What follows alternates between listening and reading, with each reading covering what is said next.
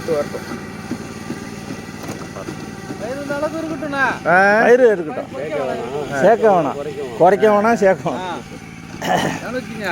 நம்ம கேட்க குறைச்ச முடியலண்ணா. நெல் கம்மியாக இருந்தாலும் கேட்க 150 கேட்க விட்டுட்டோம். நாற்று இருந்தாலும் பழுது மட்டும் இல்லாமல் இருக்கு. ஆமாம், தலகு இருக்கட்டும்ண்ணா. தலகு இருக்கட்டும். நம்ம சொல்லக்குள்ளலாம் என்னது 5 கிலோ அண்ணன் நட சொல்லுது.